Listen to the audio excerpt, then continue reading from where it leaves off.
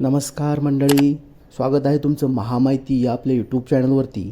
म्हाडाची जी 4186 घरांची पुणे विभागाची लॉटरी निघाली होती त्याची अर्ज प्रक्रिया पूर्ण झालेली आहे आणि आश्चर्याची गोष्ट म्हणजे यासाठी पुणेकरांनी भरभरून प्रतिसाद दिलेला आहे।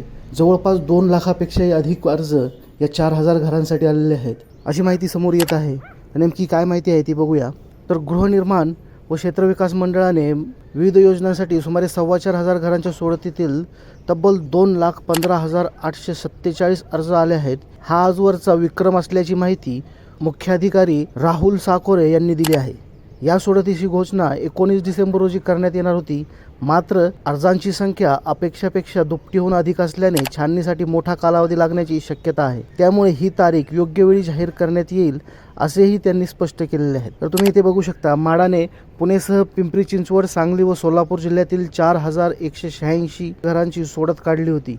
अर्ज व अनामत रक्कम स्वीकृती 11 सप्टेंबरपासून सुरू झाली असून अंतिम मुदत 31 ऑक्टोबर ठेवण्यात आली होती।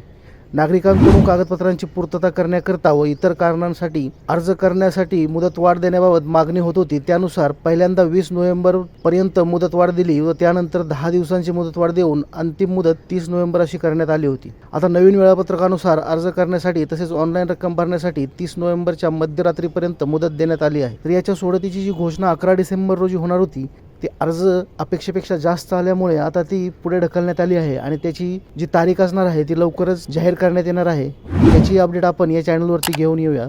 माहिती आवडली तर व्हिडिओला लाईक करा, चॅनलला सबस्क्राईब देखील करून घ्यायचं आहे, जेणेकरून अशाच अपडेट तुमच्यापर्यंत येत राहतील। धन्यवाद।